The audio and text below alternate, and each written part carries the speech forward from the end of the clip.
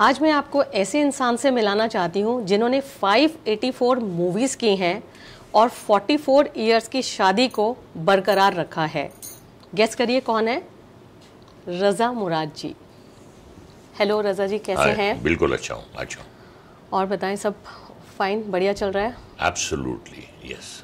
तो राज की बात बताइए कि इतनी लंबी शादी, 44 इयर्स की शादी, आजकल लोग 4 महीने की शादी में डाइवोर्स ले लेते हैं। आपने इतनी लंबी शादी को कैसे चलाया? पहले तो मैं आपको अपनी शादी की कहानी सुनाता हूँ जी। मेरी शादी हुई 1982 में और मैं 1971 से काम कर रहा था। तो इंडस्ट्री में 11 साल आने के बाद मेरी शादी हुई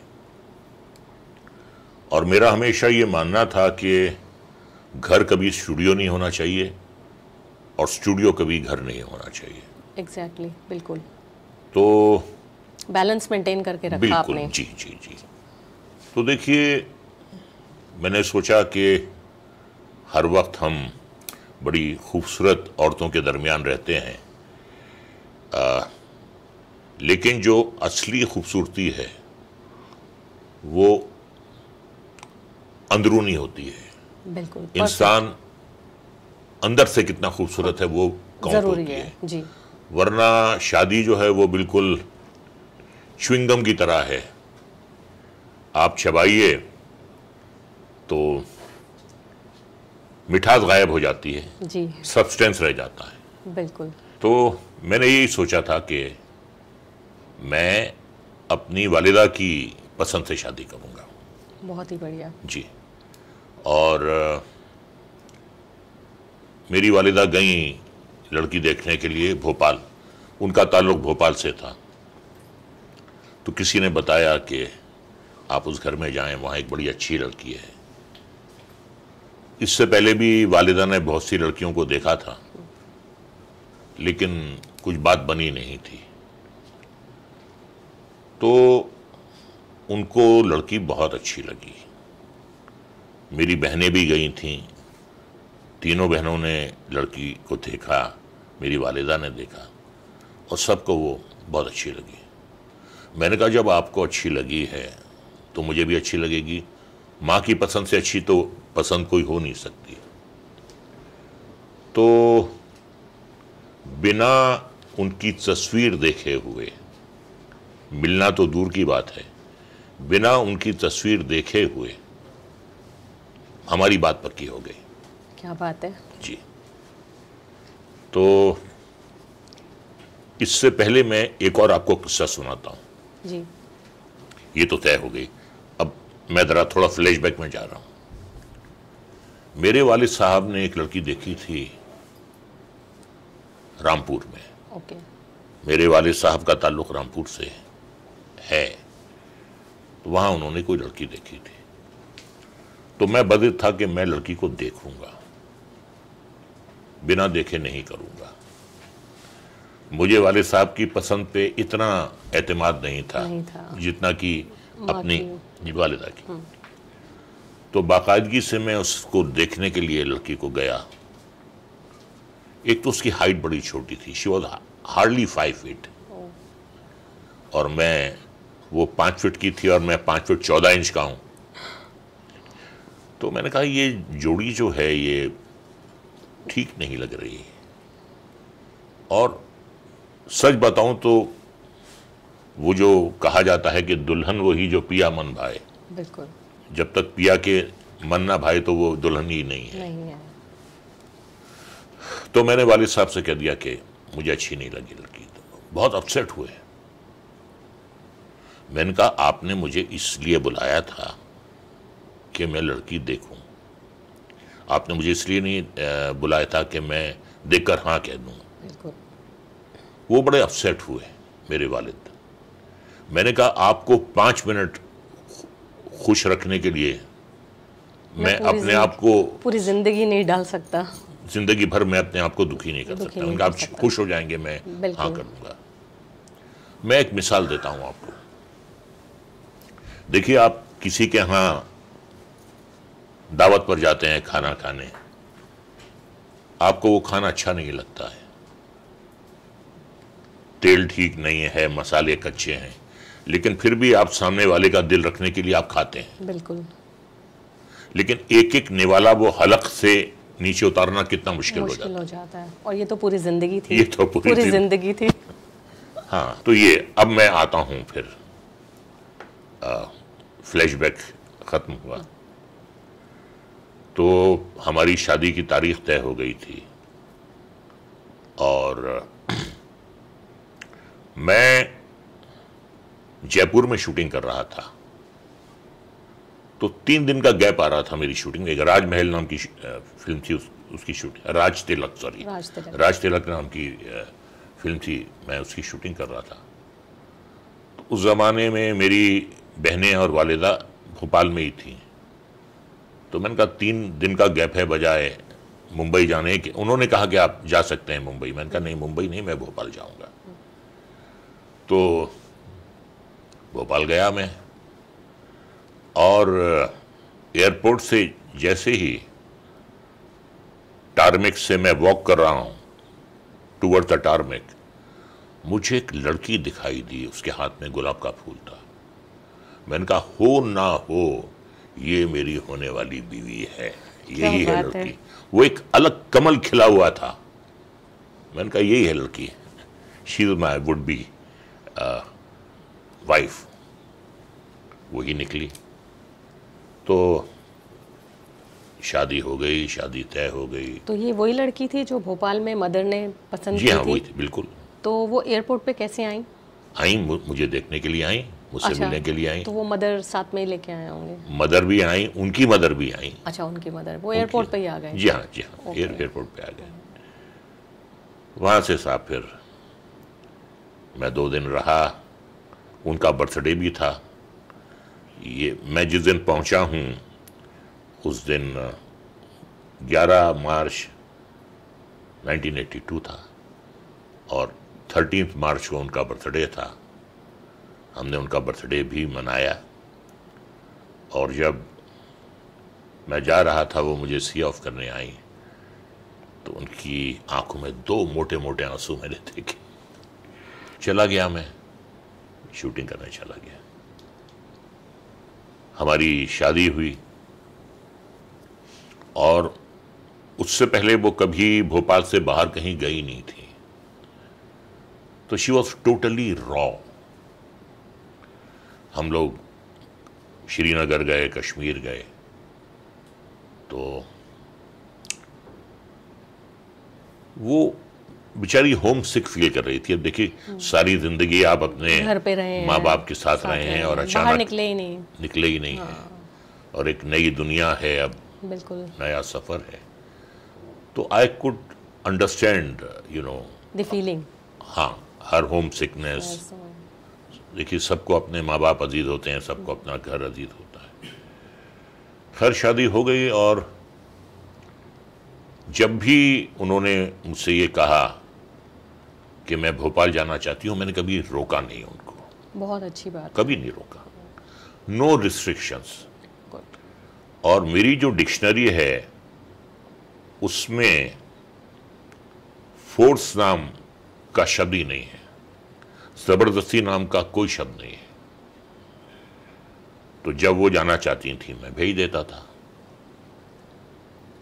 अब वो एक दूसरे को समझने में थोड़ा वक्त तो लगता है। बिल्कुल, वो तो है ही। नई जगह, नया माहौल। जी जी जी। थोड़ा सा।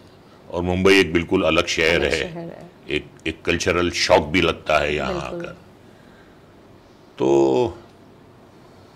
अब वो जो उमूमन होता है सास बहू वाला, कि माँ को लगता है कि मैंने तो जिंदगी भर इसे पाला है, इसे अपना दूध पिलाया है, पाल पूस कर इतना बड़ा कर दिया, अब ये बढ़ गया है।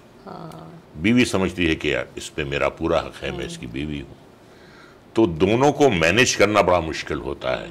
वो बैलेंसिंग ही इंसान को, जो हस्बैंड है, अगर वो बैलेंसिंग कर ले तो रिलेशनशिप बहुत ही अच्छे से चल जाता है। किसी हद तक मैं कर पाया, किसी हद तक मैं कर पाया। और देखिए, ये एक ऐसा रिश्ता है सास बहू का कि सास कभी माँ नहीं हो सकती और बहू कभी बेटी नहीं हो सकती।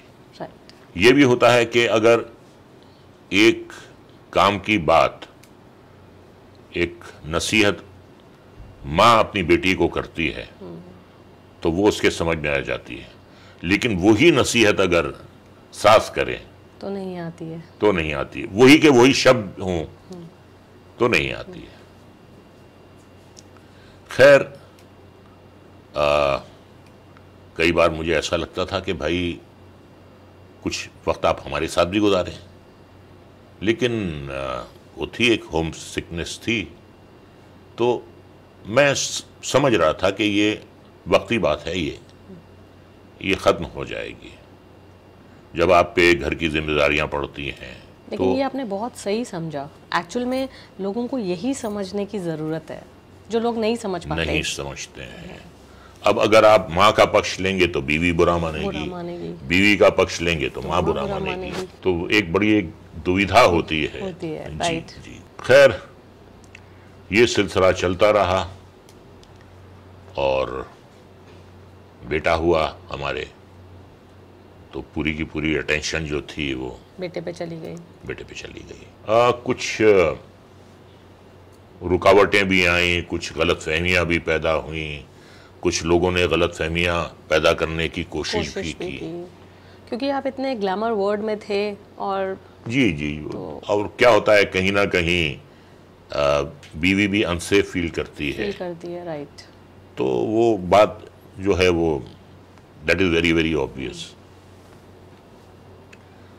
तो बेटा पैदा हुआ तो हम दोनों उसकी परवरिश में लग गए। और देखिए, वो जो जब आप साथ रहते हैं तो नोक झोंक तो होती है, वो तो है, वो होती थी वो तो। लेकिन एक बात मैं आपको बताऊं कि हमारी शादी जो सरवाइव हुई, उसकी वजह ये थी कि हम दोनों एक दूसरे से बहुत प्यार करते थे। और प्यार एक ऐसा जज्बा है जो नफरत पे गालिब आ जाता है। बिल्कुल।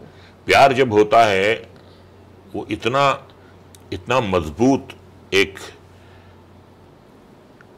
प्यार एक इतना मजबूत वो है कि नफरत की फिर वहां कोई गुंजाइश होती नहीं है।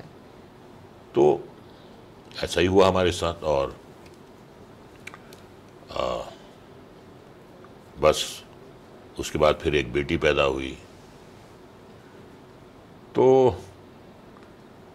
ऐसा नहीं हुआ कि लोगों ने हमें अलग करवाने की कोशिश ना की हो। उनके जो रिश्तेदार थे वो भी वर्गलाते थे कई बार। पहली बात तो उन्होंने ये कही थी कि आप फिल्म वालों के साथ शादी कर रहे हैं, इसकी तो पहले से ही एक शादी हो चुकी है, जो कि बिल्कुल गलत था। मैंने कहा, आप प्रूफ कर दीजिए अगर मेरी शादी हुई है। खैर, कोई जब हुई नहीं थी तो प्रूफ कहाँ से आएगा? अब 44वां साल चल रहा है और हम दोनों एक दूसरे का बहुत ख्याल रखते हैं, बहुत प्यार करते हैं। ये कोई मैं आपको फेरी टेल नहीं सुना रहा हूँ, बिल्कुल, ये मैं आपको हकीकत बता रहा हूँ। और परसों उन्होंने कहा कि मियाँ मैं कश्मीर जाना चाहती हूँ। मैंने कहा चलो, कल ही मैंने टिकट बुक कर दी है। मैंने कहा कहाँ ठहरोगी बताओ। तो देखिए क्या है, प्यार जो है वो दोनों तरफ से होता है। बिल्कुल, एक तरफ से तो चलता ही नहीं है, दोनों तरफ से होता है। प्यार, ख्याल, इज्जत, ये सारी चीजें इंपॉर्टेंट है। जी। और सबसे बड़ी बात ये है, ये जो ईगो होता है ना, ये बहुत बड़ा दुश्मन है। ये खा जाता है इंसान को। हाँ, दोनों में ईगो है। आप अपनी जगह खड़े हुए हैं, हम अपनी जगह खड़े हैं। अभी शुरू में आपने एक बात कही कि 4-4 महीने में शादियां टूट रही हैं। उसकी वजह यह है कि एक ही प्रोफेशन के हैं, बिल्कुल, वेल नोन भी हैं, सेलिब्रिटीज भी बन गए हैं, उनकी अपनी अपनी इम्पोर्टेंस है। तो देखिए, कभी कभार मिलना जो है, दिन में 1 घंटे के लिए मिलना अलग होता है, हफ्ते में 4 बार मिलना अलग होता है। कोर्टशिप अलग होती है, डेट पे ले जाना अलग बात है, लेकिन आप एक ही छत के नीचे 24 घंटे रहते हैं 24/7 फॉर 365 डेज, वो बिल्कुल अलग है। बिल्कुल सही बात है, वो बिल्कुल अलग बिल्कुल है। अलग है। तो आजकल क्या है कि ईगो यहां आ जाता है, मैं क्यों झुकूं, बिल्कुल मैं भी सेलिब्रिटी हूं। पहले तो आप मुझसे इतने प्यार से बात करते थे, अब आप कह रहे हैं कि घर का काम करो, this is not my cup of tea और this is not my job. वहां से साहब फिर क्लैशेस शुरू होते हो जाते हैं। यही है, अंडरस्टैंडिंग पैदा नहीं हो पाती है। और उसके अलावा कहीं भाई अगर बीवी का मूड ठीक नहीं है, उसकी तबीयत खराब है या वो चिड़चिड़ी हो रही है, तो आप में इतनी अंडरस्टैंडिंग होनी चाहिए कि भाई उसकी बात सुने या उसकी बात दरकिनार करें, उसकी बात अवॉइड करें। Then the things become normal. Yes. और फिर जब चीज़ें नॉर्मल हो जाएं तब उससे बात कर ली जाए, तो उसको समझ में भी आएगी। नहीं, उससे खुद समझ में आ जाती है बात कि हाँ मेरी गलती थी, मेरी गलती थी। खामोशी भी जो है वो बहुत काम करती है कभी कभी। तो ऐसा होता है। तो मैं यही कहता हूं कि एक दूसरे से प्यार, एक दूसरे का ख्याल, एक दूसरे की इज्जत जी। और जिस दिन आप इज्जत खो देते हैं उस दिन खेल भी खत्म हो जाता है। फिर आप एक छत के नीचे रह रहे हैं तो रह रहे हैं, जिसको आजकल साइलेंट डिवोर्स का नाम दिया जाता है। बिल्कुल वही। तो रह रहे हैं लेकिन है कुछ नहीं। मैंने च्युइंगम की मिसाल दी, बिल्कुल, कि स्वीटनेस चल गई, सब्सटेंस रह गया। तो वो मज़ा नहीं है ना फिर उस शादी में। रह तो रहे हैं बट अंदर से वो फील कोई मज़ा नहीं है। कोई मज़ा नहीं। और उसके अलावा मैं आपको एक बात और बताऊं, ये बात हर शादीशुदा मर्द और औरत जानते हैं। घर में अगर आपके टेंशन है, घर से अगर आप झगड़ा करके निकले हैं, तो बाहर की जिंदगी आप बिल्कुल एंजॉय नहीं कर पाते। बिल्कुल सही। आप काम करने जा रहे हैं, आप बिजनेस ट्रिप पर हैं, लेकिन घर से अगर आप बैड वाइब्स लेकर निकले हैं तो you won't enjoy anything, personal and professional both. Exactly. और उसके बाद जब आप घर आते हैं तो आप सोचते हैं यार कहाँ आ गए, और बीवी दरवाजा खोलती है, यूं देखती है, एक्सप्रेशंस वैसे होते हैं। वो जो है वो आपकी जिंदगी आधी कर देती है। बिल्कुल। उसका असर आपके काम पे पड़ता है, उसका असर आपकी हेल्थ पर पड़ता है, और उसका बुरा असर बच्चों के जहन पर भी पड़ता है। बिल्कुल। तो ईगो अलग रखिए, और हम एक गाड़ी के दो पहिए हैं, बिल्कुल, हम टू व्हीलर के दो पहिए हैं। तो एक पहिया अगर पंक्चर हो जाए तो गाड़ी कैसे चलेगी? पहिया अगर टूट जाए तो गाड़ी नहीं चलती है।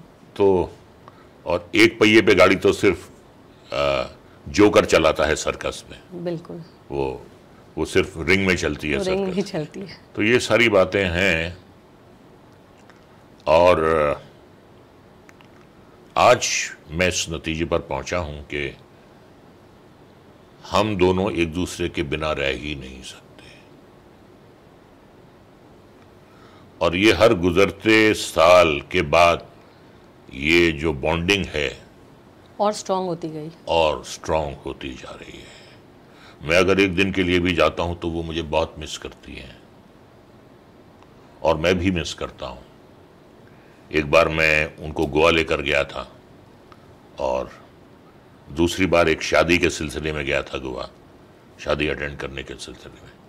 वो नहीं जा पाई थी, तो इतना मैंने उनको मिस किया एक ही दिन में। तो अगर शादी आपकी कामयाब होती है तो स्वर्ग है, वरना फिर नर्क की है। जी जी। आपके नज़रिए में रिश्ते को क्वालिटी में लाने के लिए क्या करना चाहिए? देखिए, सबसे बड़ी बात यह है कि ऊपर वाले ने हर इंसान को एक दिमाग दिया है, उसकी अलग सोच होती है। 100% सोच किसी की नहीं मिलती। हालांकि माँ बाप बच्चों को जन्म देते हैं, उनकी भी नहीं मिलती है। उनकी नहीं मिलती, एक ही खून होता है, एक ही कोख की पैदाइश होती है, उनकी भी नहीं मिलती है। बाप बेटे की नहीं मिलती है। सबकी अपनी अलग अलग सोच है। अगर शादी में मैं ये सोचूं कि साहब मेरी बीवी बिल्कुल मेरी सोच के हिसाब से चले, तो वो बात गलत है।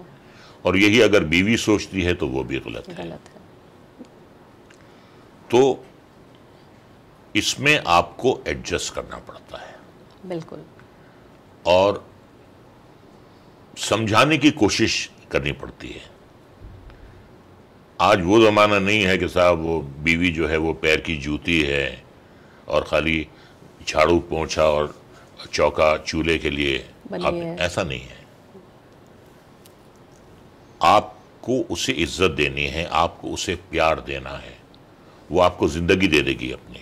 बिल्कुल सही बात बोली है आपने। वो आपको अपने खून का आखिरी कतरा दे देगी। वही चीज लोगों को समझ में नहीं आती है। तो ये गिव एंड टेक है, ये गिव एंड टेक है। और एक दूसरे को लाइक करना बहुत जरूरी है। देखिए, प्यार से इज्जत होती है, प्यार से ख्याल होता है। प्यार जो है वो एक बुनियादी जज्बा है। बिल्कुल। अगर वो नहीं है तो फिर ठीक है, आप रह रहे हैं एक छत के नीचे।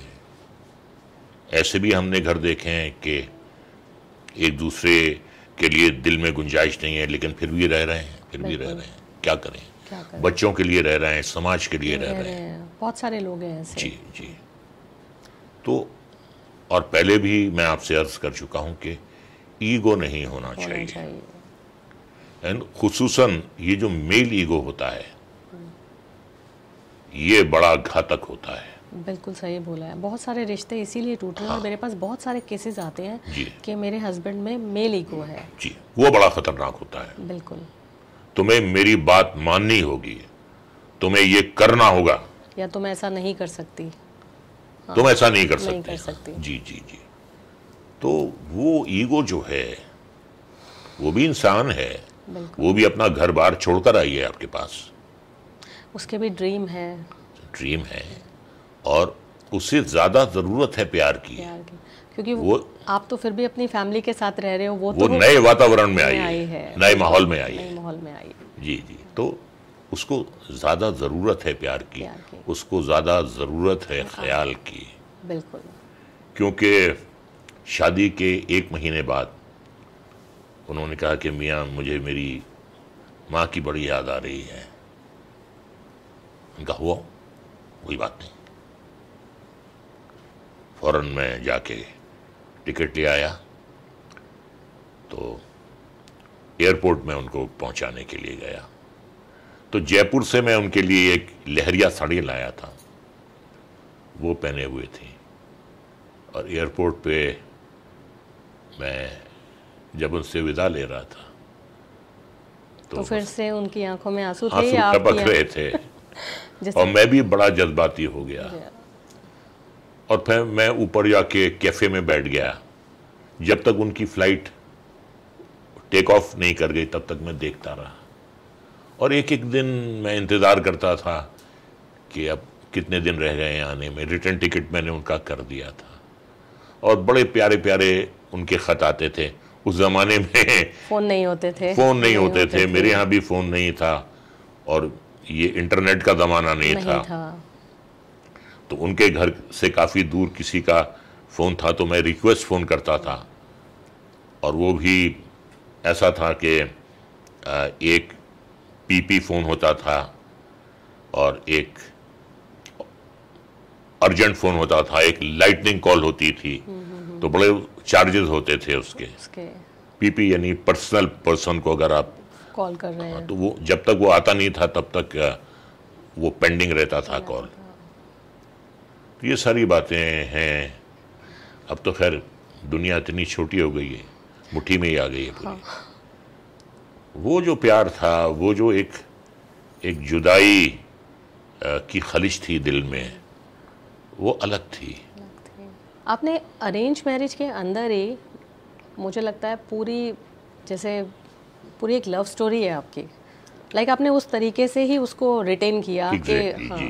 देखिए, खूबसूरती तो हमने बहुत देखी थी, खूबसूरत लड़कियां, खूबसूरत हीरोइंस, उनके साथ काम करते थे तो, और उन्हें जानते भी थे। बिल्कुल। एक प्रैक्टिकल वर्ल्ड है। बिल्कुल।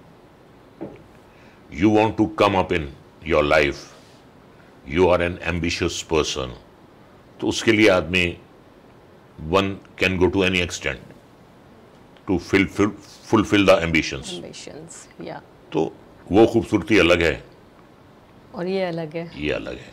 ये परमानेंट है। ये परमानेंट है। ये जाती नहीं है। तो मेरे लिए खूबसूरती के कोई माने नहीं थे, लेकिन आपकी आंख को, आपके जहन को भाना चाहिए आपकी बीवी। बिल्कुल। एक दूसरे के लिए लाइकिंग, एक दूसरे के लिए प्यार। अगर लाइकिंग ही नहीं है तो किसी जनरल स्टोर से आप लाइकिंग खरीद नहीं सकते, या कोई कैप्सूल नहीं आता कि आपने खा लिया और लाइकिंग बढ़ गई। बिल्कुल। क्या आपकी मेंटल रेपो है अपनी बीवी के साथ, वो बहुत मैटर करता है। जी। देखिए, एक बात मैं आपको बताता हूं, दुनिया में कोई भी शादी जो है वो 100% सक्सेसफुल नहीं है। बिल्कुल सही बोला आपने, नहीं है। आप उसे 100% सक्सेसफुल कर सकते हैं एडजस्ट करके, आप उसे कामयाब कर सकते हैं कुछ कुर्बानियां देकर। बिल्कुल, थोड़ा कॉम्प्रोमाइज तो करना ही पड़ता है। करना ही पड़ता है। कुर्बानियां देनी पड़ती हैं एक दूसरे के लिए। कई बार ऐसा, देखिए मैं आपको एक बात बताऊं, मेरे यहाँ कुक है, मेरे यहाँ 4 नौकर हैं, लेकिन एक डिश मेरी बीवी रोज मेरे लिए बनाती है। सबसे बड़ी बात है। Out of love. Out of love. उसका टेस्ट ही अलग होता होगा, उसमें प्यार मिला होता है। क्योंकि वो आप खाते भी बहुत उससे होंगे। इंग्रेडिएंट्स जो हैं वो तो वही हैं जो होते हैं। हाँ। पहले क्या था, मैं अपनी गलती मानता हूँ, कई बार अगर मुझे खाना अच्छा नहीं लगता था तो मैं गुस्सा हो जाता था। फिर मैंने रियलाइज किया कि नहीं, ये मैं गलत था, मैं गलत हूं। उसने बेचारी ने प्यार से बनाया है। अब कई बार कुछ कमी बेशी हो जाती है तो कई बार मैं गुस्सा हो जाता था, और मैं ये रियलाइज नहीं करता था कि इसने बेचारी ने मेहनत की है। अब मैं ऐसा नहीं करता। ये जरूर है कि अगर कोई चीज मुझे अच्छी नहीं लगी कि मैं कहूंगा कि आज थोड़ी कसर रह गई है। वो फीडबैक देना भी थोड़ा इंपॉर्टेंट होता है ना। इंपॉर्टेंट होता है, ताकि नेक्स्ट टाइम वो चीज तो ना हो। मैं अब बिल्कुल उस बात पे मैं अपसेट नहीं होता। कोशिश है, कई बार हमसे शूटिंग बहुत अच्छी होती है, हमसे बहुत अच्छा शॉट होता है, किसी दिन नहीं होता है। Some days you are in your elements, right. some days you are not in your elements. Yes. ऐसा सबके साथ होता है। बिल्कुल। तो वो बेचारी रोज मेरे लिए, रोज एक डिश मेरे लिए बनाती है। बहुत अच्छी बात है। तो वो प्यार ही है। बिल्कुल प्यार है। इस कैरियर में आने के लिए आपकी फैमिली ने आपको कितना सपोर्ट किया? बहुत किया। अगर मेरे वालिद मुझे सपोर्ट नहीं करते तो शायद मैं आपसे यहाँ बैठ के आज बात नहीं कर रहा होता। मेरे वालिद ने मुझसे एक बड़ी अच्छी बात कही। उन्होंने कुछ फिल्म इंस्टीट्यूट की डिप्लोमा फिल्म देखी थी तो उन्हें बहुत अच्छी लगी, और एक्टर्स का काम बहुत उन्हें नेचुरल लगा। उन्होंने मुझसे कहा कि हमारे ज़माने में तो कोई एक्टिंग इंस्टीट्यूट होता नहीं था, तो तजर्बे से और गलतियां कर करके हम सीखते थे। लेकिन आज अगर कोई इंस्टीट्यूट है जहां एक्टिंग की बारीकियां सिखाई जाती हैं, तो तुम सीखो वो बारीकियां, वहां दाखिला लेने की कोशिश करो। तो बाकायदगी से हमारा ऑडिशन टेस्ट हुआ, हमारा स्क्रीन टेस्ट हुआ। नरगिस जी थी हमारी जज, और गजानन जागीरदार साहब थे। तो ऑडिशन में भी हम पास हुए और स्क्रीन टेस्ट में भी पास हुए, तो हमारा दाखिला हो गया। तो ये पूरा क्रेडिट मैं अपने वाले साहब को देता हूँ। और मैंने वो एजुकेशन, वो तालीम बहुत बहुत संजीदगी से ली। मैंने ये सोचा कि ज़िंदगी में मुझे तो कुछ करना ही था। वालिद साहब के ज़रिए से मेरा मतलब यह है कि उनकी सपोर्ट थी, उनकी गाइडेंस थी।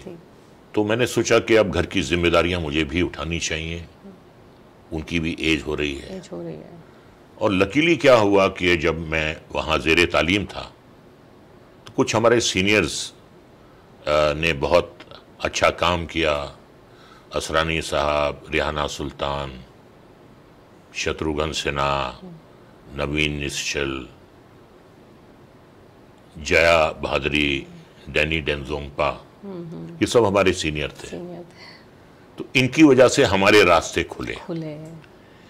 बी.आर. इशारा ने एक फिल्म बनाई थी चेतना, वो पूरी इंस्टीट्यूट की टीम के साथ बनाई थी। वो पिक्चर जो है एक अलग ही मिसाल थी, सीखने को बहुत कुछ मिला। जी जी जी। तो फिर प्रोड्यूसर्स, डायरेक्टर्स ने वेलकम करना शुरू किया इंस्टीट्यूट के स्टूडेंट्स को। तो वहाँ इन लोगों ने, हमारे सीनियर ने हमारे रास्ते खोले। मैं अगर वहाँ से तालीम हासिल नहीं करता, शायद मुझे ब्रेक भी नहीं मिलता, शायद एक्टिंग की बारीकियों से मैं आशना भी नहीं होता। बिल्कुल सही बात है। हाँ, तो ये बहुत बड़ी सपोर्ट है। लेकिन एक बात मैं आपको और बताऊं, माँ बाप आपको एडमिट करवा सकते हैं, माँ बाप आपको किताबें दे सकते हैं, आपको नसीहत कर सकते हैं, आपके सर पर हाथ फेर सकते हैं, आपकी पीठ थपथपा सकते हैं, लेकिन काम आपको करना है। करना आपको ही है। करना आपको है। अब ये नेपोटिज्म की बातें होती हैं। देखिए, आदमी नसीब से पैदा होता है किसी भी घर में। बिल्कुल। आप किसी स्टार या सुपरस्टार के यहाँ अगर आप पैदा हुए हैं तो वो आपका नसीब है। वहाँ एक जरिया फिर बन जाता है आपको एक अच्छे ब्रेक का। मुझे याद है जब ये रिफ्यूजी लग रही थी, तो चंदन सिनेमा पे उसकी एडवांस बुकिंग खुल रही थी। अमिताभ बच्चन का बेटा और कपूर खानदान की बेटी, लोगों में बड़ा क्रेज था कि देखनी तो मैंने लाठी चार्ज होते हुए देखा है एडवांस बुकिंग पर। यह आलम था। होता है क्रेज, होता है। बट अल्टीमेटली आपका टैलेंट वो सबसे इंपॉर्टेंट है। सबसे इंपॉर्टेंट है। शाहरुख खान क्या लेकर आए थे, देवानंद क्या लेकर आए थे, शत्रुघ्न सिन्हा क्या लेकर आए थे, दिलीप कुमार क्या लेकर आए थे, अक्षय कुमार क्या लेकर आए थे। बिल्कुल। इनका तो ताल्लुक इंडस्ट्री से नहीं था। बट फिर भी इन्होंने जी, रणवीर सिंह क्या लेकर आए, लगन थी।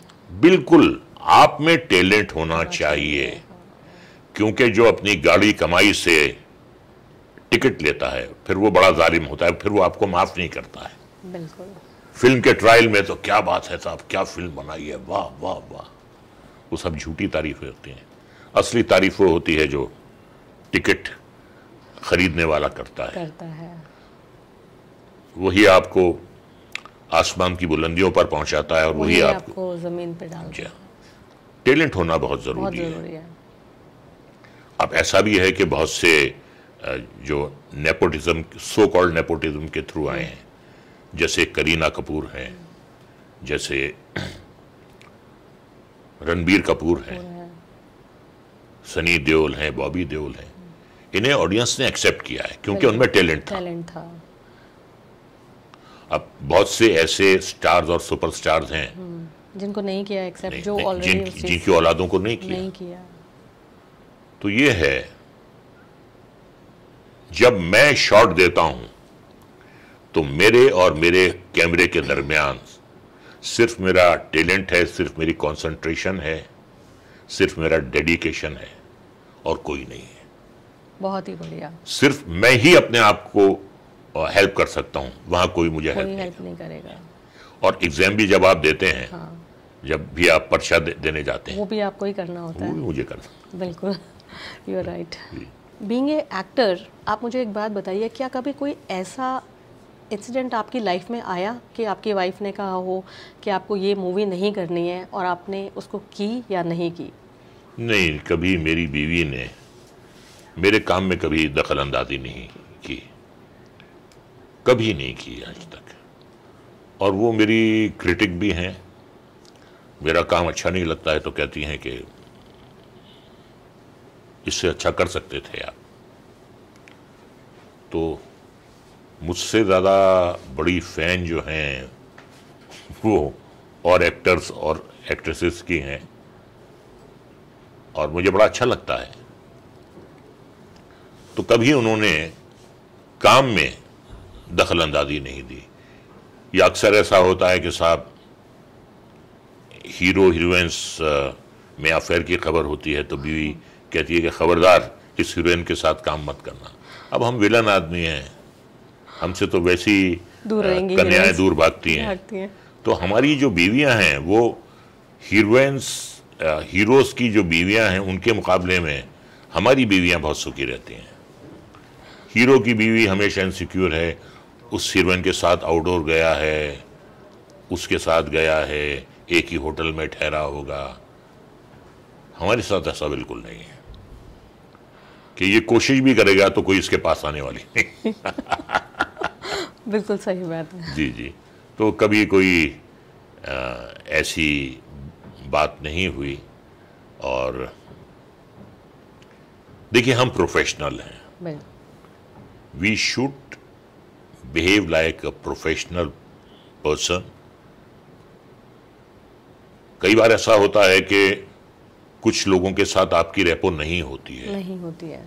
There are few people with whom you don't see eye to eye. Right. But professional है, काम करना है, वो करना ही पड़ेगा। फिर कुछ ऐसे भी आर्टिस्ट हैं जिनसे आपकी बातचीत भी नहीं होती है, लेकिन स्क्रीन पे आपको ये दिखाना पड़ता है कि आपका प्यार उनके लिए उमड़ रहा है। वो कैसे करते हैं आप? अब वही तो एक्टर है, प्रोफेशनल एक्टर है। I have nothing to do with any personal relation मेरी किसी से कैसी है, या मैं अपसेट हूं तो वो मेरी प्रॉब्लम है। पर्सनल रिलेशनशिप मेरी बुरी है, लेकिन उसे मुझे स्क्रीन पे एक प्यार मोहब्बत में तब्दील करना है, तो मैं प्रोफेशनल एक्टर हूं। अगर फिर मैं ना करूं तो मैं काहे का पैसा लेता हूं? बिल्कुल, काहे का लेता हूं? बिल्कुल सही। और अगर मैं अपसेट हूं, वो मेरी प्रॉब्लम है, वो मेरे डायरेक्टर, मेरे प्रोड्यूसर, मेरी ऑडियंस की प्रॉब्लम नहीं है। अगर मैं किसी फिल्म में बुरा काम करूं और कहूं सॉरी यार मैं उस पीरियड में बड़ा अपसेट था, तो वो गलत बात है, मेरी प्रॉब्लम है, वो मेरी ही रहनी चाहिए। तो कभी कोई ऐसा फेस आया कि जब आप बहुत ज़्यादा एक्टिंग के दौरान काम का बहुत ज़्यादा स्ट्रेस था या किसी चीज़ को लेके थोड़ा सा डिप्रेशन था, तो वो चीज़ों का असर आपके रिलेशन पे कभी आया? नहीं, कभी नहीं आया। तो वहाँ पे आपने कैसे मैनेज किया? देखिए, वो इंडिविजुअल पर डिपेंड करता है कि आप प्रोफेशन को कैसे लेते हैं। कुछ लोग काम को बोझ समझकर करते हैं और इस कैमरे को आप झुठला नहीं सकते। बिल्कुल, you can not fool the camera. ये पकड़ लेता है। आप इंटरेस्ट से काम करेंगे, पकड़ लेगा। आप विदाउट इंटरेस्ट काम करेंगे, बेजारी से करेंगे, पकड़ लेगा। ये छोड़ता नहीं है। So when you are in front of the camera, माँ नहीं, बाप नहीं, बेटा नहीं, बेटी नहीं, तू नहीं, मैं नहीं, ये नहीं, वो नहीं, कुछ नहीं। You are portraying a character, you are emoting.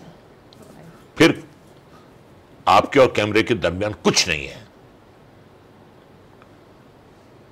एक काम कर कर की आदत हो जाती है स्विच ऑन और स्विच ऑफ करने की। तो कैमरे के साथ साथ इमोशन भी स्विच ऑन हो जाते हैं और स्विच ऑफ हो जाते हैं। कैमरा बंद कट हुआ तो इमोशन भी ऑफ हो गया। ये प्रोफेशन है। प्रोफेशनल। और कभी कोई ऐसा हुआ कि लाइक आपने कोई मूवी में काम किया हो और वो मूवी नहीं चली, उसकी वजह से आप अपसेट रहे हो? yes, yes. और घर पे उसका असर हुआ, फैमिली पे मतलब? नहीं, फैमिली पे तो मैंने उसका असर नहीं होने दिया। I would not like to name the film. बहुत अच्छी फिल्म बनी थी और बड़ी अच्छी कास्ट थी उसकी, बहुत अच्छी कास्ट थी, बहुत बड़ा डायरेक्टर था। It was a dacoit film. Okay. उसमें मैंने एक जमींदार का रोल किया था, जिसकी वजह से हीरो डाकू बनता है। ओके। जिसकी वजह से उसकी माँ ह्यूमिलेट होती है और उसकी माँ का मैं कत्ल कर देता हूँ, and then he takes revenge. बड़ी इंटेंस फिल्म बनी थी, बट कई बार कुछ अच्छी फिल्में नहीं चलती हैं। उसका उसके ना चलने का असर 6 महीने मेरे ऊपर रहा। 6 महीने तक मैं नॉर्मल नहीं हो पाया। लेकिन अपसेट होना माय प्रॉब्लम। अब मैं दूसरी शूटिंग जब करता था तो बिल्कुल दिल लगाकर करता था, लेकिन कहीं ना कहीं वो दिल में था। लेकिन कभी फैमिली पे नहीं आने दिया? नहीं, कभी आने नहीं दिया और कभी उसका असर जो है मेरे काम पर नहीं आया। क्योंकि बहुत सारे लोगों की ये प्रॉब्लम होती है कि हमारा बिजनेस नहीं चल रहा है तो उनके रिलेशंस भी ख़राब हो जाते हैं क्योंकि बिजनेस नहीं चल रहा है। तो वही चीज़ मैं रिलेट कर रही थी कि जब आप अपसेट होते थे तो आपने अपना फैमिली पे नहीं आने दिया, तो बाकी लोगों को भी तो ऐसे ही करना चाहिए ना कि अगर हमारा बिजनेस नहीं चल रहा या कुछ फाइनेंशियल क्रैशेस हो रहे हैं तो उस चीज़ का असर हमारे रिश्तों पे क्यों आता है? अगर मेरी फिल्म नहीं चल रही है तो इसमें मेरी फैमिली का क्या कसूर है? क्या कसूर है? Why should they suffer? Right. देखिए, हेड ऑफ द फैमिली जो है वो एक क्रिकेटर की तरह है। बिल्कुल। और जो विकेट्स हैं वो फैमिली है। आप उसको प्रोटेक्ट कर रहे हैं विकेट को, आप पर हमले हो रहे हैं, बॉलर जो है आपको बोल्ड करने की कोशिश कर रहा है और आप उसको प्रोटेक्ट कर रहे हैं अपने बल्ले से। बिल्कुल। तो head of the family is like a cricketer, और जहां चूक होती है तो विकेट उखड़ जाता है। बिल्कुल सही बात है। हाँ, ये होता है। तो आपकी क्या एडवाइस रहेगी ऑडियंस के लिए? क्या? कि अगर किसी चीज़ को लेके वो परेशान है, लाइक फाइनेंस को लेके या किसी और चीज़ को लेके, तो उन्हें कुछ टिप्स बताइए कि उन्हें क्या करना चाहिए। देखिए, पहली बात तो यह है, एक फिलॉसफी समझना ज़रूरी है। ना कभी अच्छा वक्त हमेशा रहता है, ना बुरा वक्त रहता है। अच्छा वक्त और बुरा वक्त जो है वो मेहमान की तरह है। मेहमान हमेशा आपके घर में नहीं रहता है, आता है, जाता है, चला जाता है। तो परमानेंट नहीं है। बुरा वक्त भी परमानेंट नहीं है। हमने भी बुरा वक्त देखा है, हमने बहुत बुरा वक्त देखा है, लेकिन आता जाता रहता है। और कई बार ऊपर वाला आपके सब्र का इम्तिहान भी लेता है। बिल्कुल। जिंदगी में कोई परफेक्ट नहीं है। और यही फर्क है इंसान और ऊपर वाले में। कुछ चीजें इंसान के इख्तियार में नहीं है। सक्सेसफुल होना जो है वो सक्सेस आपको मिलती है। अब उसको कहां तक आप मेंटेन कर पाते हैं ये आपके इख्तियार में डिपेंड करता है। वो आपके इख्तियार में है। तो अच्छा वक्त जब आए, बहुत ज्यादा फुदकने की जरूरत नहीं है। राइट। बुरा वक्त आए, ये सोचिए कि कुछ दिनों का मेहमान है, चला जाएगा। तो एक बहुत ही अच्छी टिप दी रज़ा जी ने, इस चीज़ को ज़रूर अपनाएं, शायद आप लोगों के रिलेशन बेटर हो पाएं। और एक बात मैं और कहूँगा, खुशी और गुस्सा ये भी बड़े स्ट्रांग इमोशंस होते हैं। तो कभी खुश होकर किसी से कोई वादा मत कीजिए। कई बार आप खुश होकर इमोशंस खो देते हैं। हाँ, और आप एक बड़ा वादा कर लेते बड़ा हैं, वादा कर लेते फिर उसको निभाना बहुत हैं, मुश्किल मुश्किल होता हो है। जाता है। खुशी में वादा मत कीजिए और गुस्से में कोई फैसला मत कीजिए। बिल्कुल, बहुत सही, परफेक्ट बोला आपने। गुस्सा ठंडा हो जाने दीजिए, ठंडे दिमाग से सोचिए। सोचिए, कोई फैसला गुस्से में मत कीजिए बिल्कुल, और खुशी में किसी से कोई वादा मत कीजिए। क्योंकि मुंह से निकले हुए जो शब्द होते हैं वो वापस नहीं आते। जी। और बहुत लोग आजकल ऐसे केसेस भी आ रहे हैं मेरे पास कि मेरे हस्बैंड ने मुझे चीट कर लिया। हाँ, एक्स्ट्रा मैरिटल अफेयर आपने सुना होगा, आजकल बहुत कॉमन बात है। बहुत कॉमन हो गई है। तो उस चीज़ में बच्चे और वाइफ दोनों ही सफ़र कर रहे हैं, तो उसके लिए कुछ आप कहना चाहेंगे? अब देखिए, ऐसा है, मैं मर्दों को डिफेंड नहीं कर रहा हूं, लेकिन जो मेजॉरिटी होती है, दे हैव ए रोविंग आई। स्त्री में, औरत में जो भगवान ने एक सहन शक्ति दी है, वो मर्द में नहीं दी है। अंदर से जितनी स्ट्रांग एक महिला होती है, वो पुरुष नहीं हो सकता। तभी मोस्ट ऑफ दी मेंस को हार्ट अटैक ज़्यादा आते हैं एज कंपैरेटिव, और लेडीज़ को कम आते हैं। तो देखिए क्या होता है, औरत में बर्दाश्त करना, वो अपने इमोशंस पे भी काबू पा लेती है। मर्द ज्यादातर ऐसा नहीं कर पाते। दे sometimes they succumb to some kind of illicit relationships, और उससे क्या होता है कि उसकी आंच आपके घर तक आती है, उसकी आंच आपके घर वालों तक पहुंचती है। तो ऐसा नहीं होना चाहिए, ऐसा नहीं होना चाहिए। लेकिन क्या होता है, एक फिल्म थी उपकार, प्राण साहब का कैरेक्टर था उसमें, बहुत ही हिट मूवी थी वो। जी। गाना था, कस्मे वादे प्यार वफा सब बातें हैं, बातों का क्या। तो मनोज कुमार उनसे पूछते हैं कि मलंग चाचा, आप दिन में तो बड़े खुश रहते हैं, रात में ये आप में उदासी क्यों आ जाती है? कहता है, बेटा, दिन में मैं वो कहता हूं जो होना चाहिए, और रात में मैं वो सोचता हूं जो हो रहा है। तो होना चाहिए और हो रहा है में फर्क है। फर्क है। मैं ये कहूं कि साहब, a husband should never cheat his wife. ऐसा होना चाहिए, लेकिन होता नहीं है। मर्द जो है, उसमें बर्दाश्त का मात्रा, सहनशीलता औरत के मुकाबले में कुछ नहीं है। ऊपर वाले ने औरत को बहुत ज्यादा मेंटली स्ट्रांग बनाया है, उसे बहुत ज्यादा शक्ति दी है सहने की, सहनशीलता मर्द में नहीं है। इसीलिए वो ऐसी हरकतें करता है। दादा पैसा आ गया अचानक, वो समझता है कि सामने वाली जो है उस पर मर मिटी है, उस पर मर मिटी नहीं है, उसके पैसे पे मर मिटी है। बिल्कुल सही बोला आपने। ऐसा होता है। लोग जो है स्टेटस कॉन्शियस होते हैं। बिल्कुल। आपकी जेब कितनी भारी है उससे इम्प्रेस होते हैं। आपके सेलिब्रिटी स्टेटस से इम्प्रेस होते हैं। देखिए, एक बात बताऊं, जमाना बड़ा प्रैक्टिकल हो गया है। परफेक्ट बोला आपने। मुझे 54 इयर्स हो गए काम करते हुए, दुनिया को देखते हुए। आज दुनिया बदली नहीं है, आज एक ट्रांसफॉर्मेशन हो गया है। थिंकिंग में आज के जो नौजवान हैं, हम अपनी नौजवानी की बात कर रहे हैं और कंपेयर करें तो जमीन आसमान, नॉर्थ पोल साउथ पोल का फर्क है। ये जो आज की जनरेशन है ये है प्रैक्टिकल। बिल्कुल सही बात है।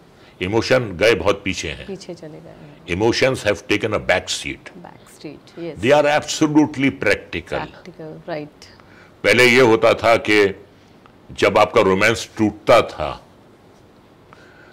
तो दुनिया का अंत हो जाता था। बिल्कुल सही बोला आपने। वर्ल्ड जो है वो खत्म हो जाती थी, कुछ सुझाई नहीं देता था, आदमी पागल हो जाता था। इश्क अगर नाकाम हो गया, टूट गया, या उस लड़की की शादी किसी और से हो गई या उस लड़के की शादी किसी और से खत्म हो जाते थे वो लोग ज़हनी तौर पे। बिल्कुल। कई मूवीज आज तो सेलिब्रेट करते हैं कि मेरे सैया से मैंने ब्रेकअप कर लिया, ब्रेकअप करने का सेलिब्रेशन होता है। आज दे डोंट केयर, तू नहीं और सही, और नहीं और सही। राइट। इमोशंस गए बहुत पीछे गए।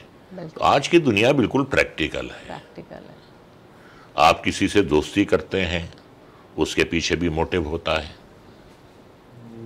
आप किसी के करीब आना चाहते हैं, किसी के साथ एसोसिएटेड होना चाहते हैं, उसका भी मोटिव होता है। बिल्कुल सही। और जब आपको लगता है कि बंदा मेरे काम का नहीं है, या जो मैं एक्सपेक्ट कर रहा हूं या कर रही हूं वो मुझे नहीं मिल रहा है, तो वो किनारा कशी कर लेते हैं, उनको कोई फर्क नहीं पड़ता। तू नहीं और सही, और नहीं और सही। ये है दुनिया आज की। बिल्कुल सही बात है। कोई ऐसी फिल्म बताइए जब आप कर रहे हो आपको ऐसा लगा हो कि इस फिल्म की स्टोरी और मेरी फैमिली की स्टोरी ऑलमोस्ट सेम है। नहीं, ऐसा नहीं है। मैं तो ज्यादातर नेगेटिव रोल्स करता हूँ। तो वो फैमिली में नहीं है। मैं कभी ये नहीं सोचूंगा कि मेरी फैमिली का कोई मेंबर ऐसा हो या मैं अपनी फैमिली वालों के साथ ऐसा सलूक करूं। लेकिन एक फिल्म है जिसमें मैं नहीं था, लेकिन मैं आइडेंटिफाई करता हूं दो कैरेक्टर्स से। वो फिल्म थी बागबान।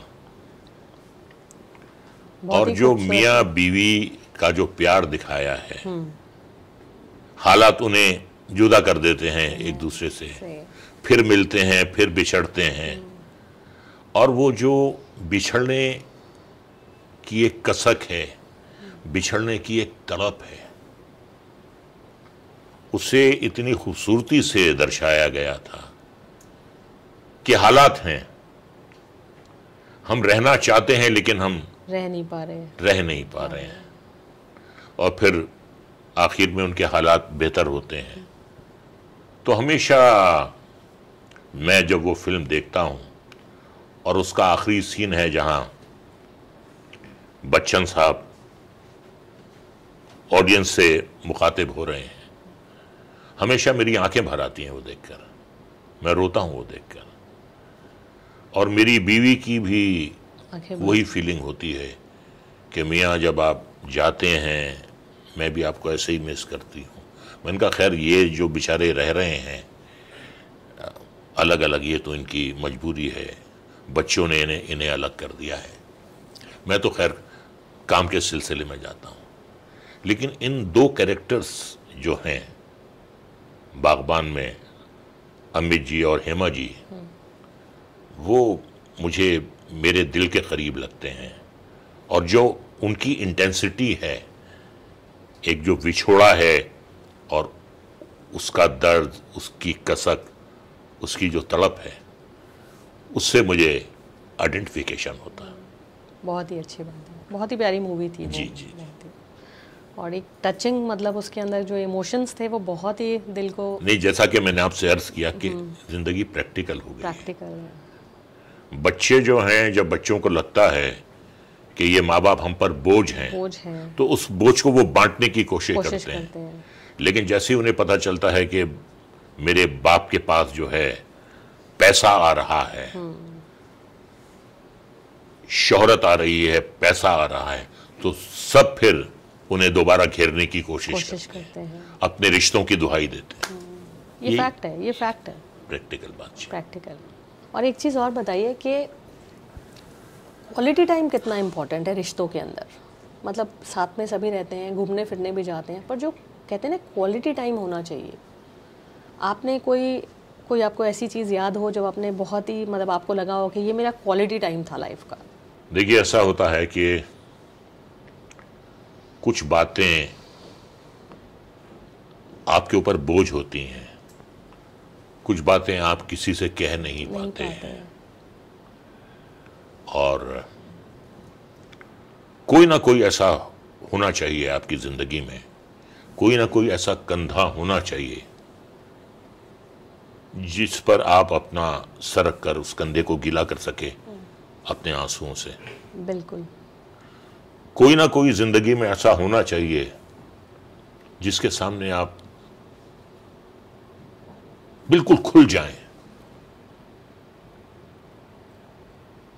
कोई जो आपके अंदर एक जज्बात का तूफान है आपके अंदर, जिसे आप रोक रहे हैं और आप कहना नहीं चाह रहे हैं, या आपसे कोई गलती हो गई है, या कोई ऐसी बात है जो आप नहीं कर सकते किसी से, एक इंसान को ऐसा होना चाहिए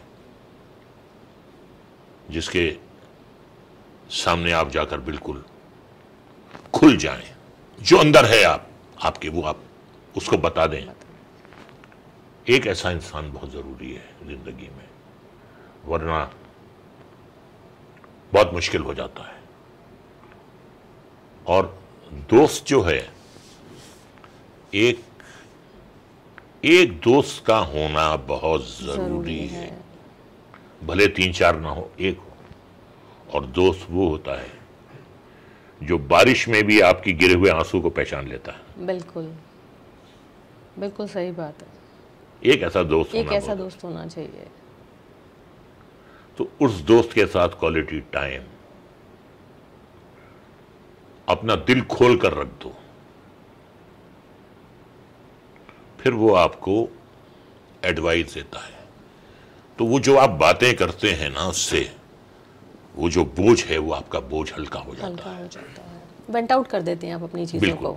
you come out with everything. Yes, went out करना बहुत ज़रूरी है। बहुत ज़रूरी है। और बच्चों की इस एक्टिंग के दौरान आपके बच्चों पे कभी उन लोगों को फील हुआ कि पापा सारा टाइम बिजी रहते हैं, हमें टाइम नहीं देते हैं, तो वो चीज़ आपने कैसे मैनेज करी? उनकी कंप्लेंट्स रहती होंगी, उनकी शिकायतें रहती होंगी।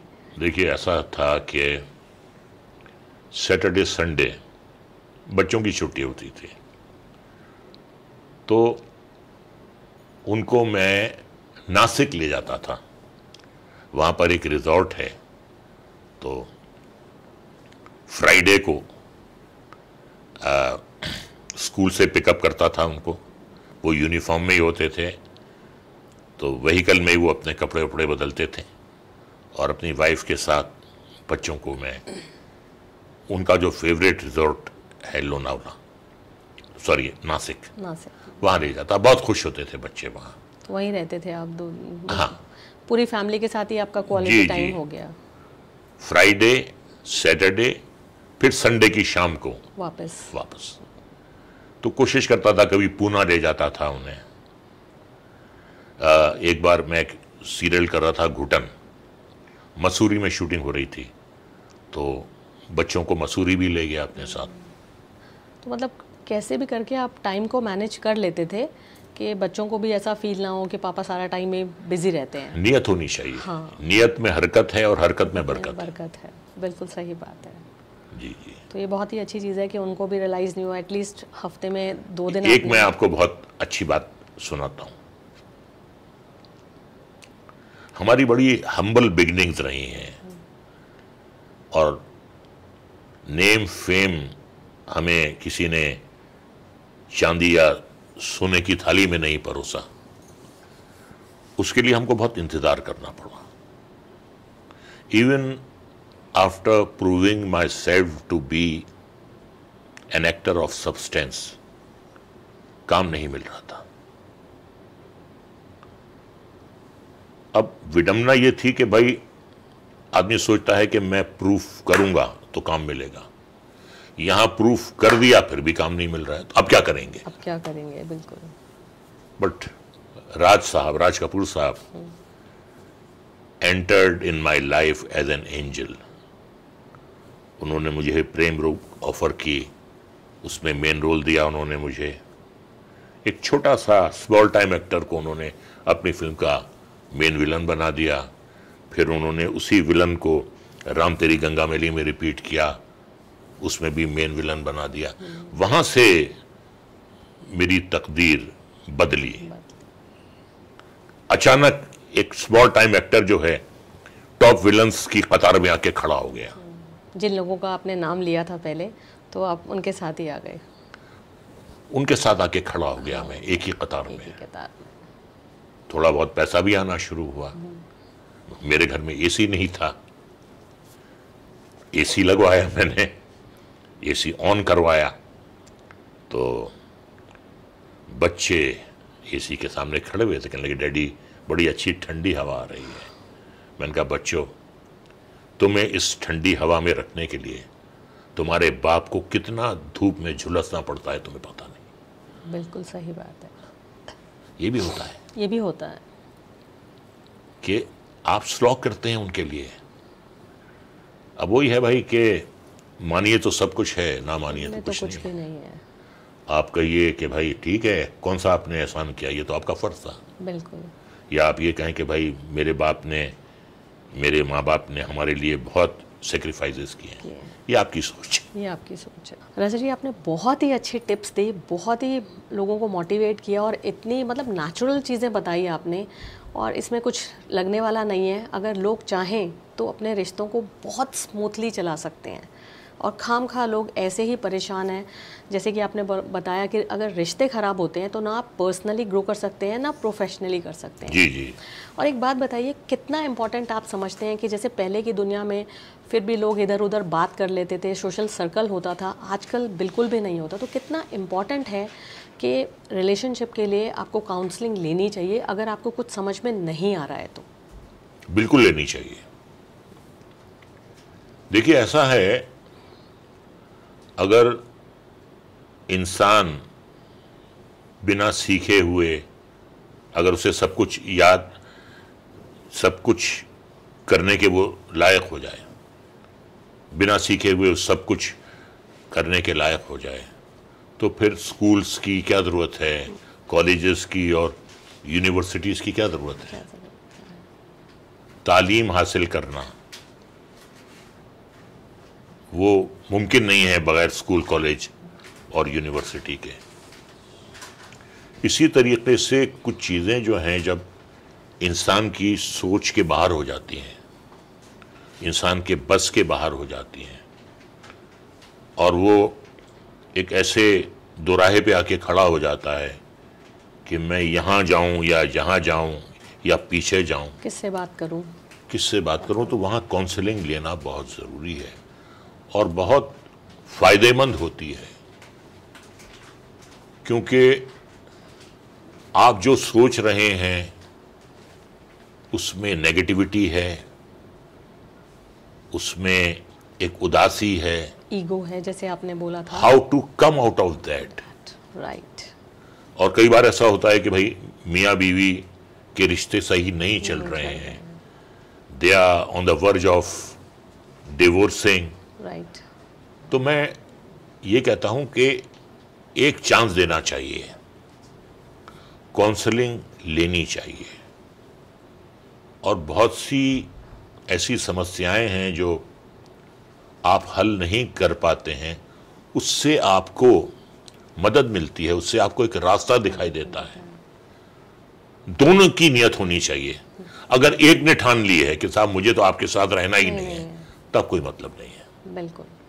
लेकिन दोनों समझ रहे हैं कि something is wrong, smooth sailing नहीं हो रही है, and we want a life to sail smoothly, right. तो काउंसलिंग लेनी चाहिए। बहुत से हमारे दोस्तों ने ली है, बहुत से हमारे एक्टर्स ने ली है, बिल्कुल। और बड़ी उन्हें अच्छी एडवाइजेस मिली हैं कि आप ऐसा कीजिए, और वो उनके बहुत काम आई है। इसीलिए तो साइकेट्रिस्ट के पास आदमी क्यों जाता है? बिल्कुल सही बात है। उसके बस में नहीं होती ना बात, नहीं होती, तो ऐसे ही काउंसलिंग मतलब रिलेशनशिप काउंसलर्स के पास क्यों बंदा जाता है? जाना चाहिए। लेकिन अगर आप बिल्कुल डिस्ट्रक्टिव हैं और आपने सोचा कि मुझे तो इस आदमी के साथ रहना ही नहीं है, उसका तो फिर कोई इलाज नहीं। बिल्कुल सही बात है। But I believe in counselling. मेरे साथ कभी कोई ऐसी नौबत आई नहीं है, और भगवान ना करे कि आए, लेकिन अगर कभी कोई ऐसी नौबत आई तो मैं लूंगा। ठीक है, पर आपको आएगी नहीं, क्योंकि आप ऑलरेडी समझ रहे हैं कि रिश्तों को चलाया कैसे जाता है। कल किसने देखा है, कल किसने जाना है, सब उसके हाथ में है। बिल्कुल। नियत अच्छी हो। और एक बात और है जो मैं नहीं कह पाया आपसे, वो ये है कि वॉट एवर यू डू, उसमें सिंसियरिटी होनी चाहिए। वो दोस्ती हो, वो रिलेशनशिप हो, वो प्रोफेशन हो,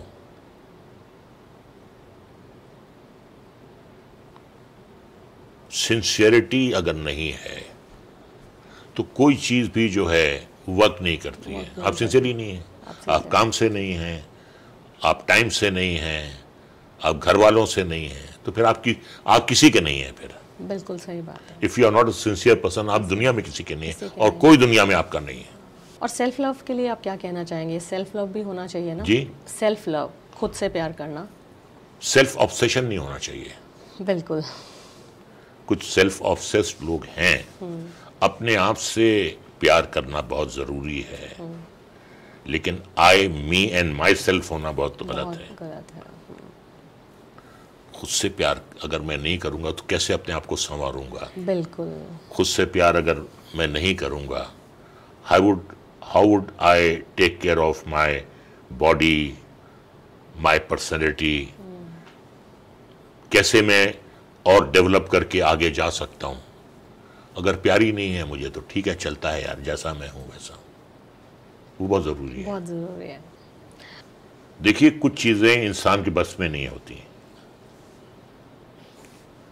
वो चाहता है कि वो एक सुखमय जीवन बिताए, वो उसकी बीवी हो या उसकी गर्लफ्रेंड हो। कई बार कुछ खटास आ जाती है, कुछ दरार आ जाती है, कुछ दूरियां पैदा हो जाती हैं,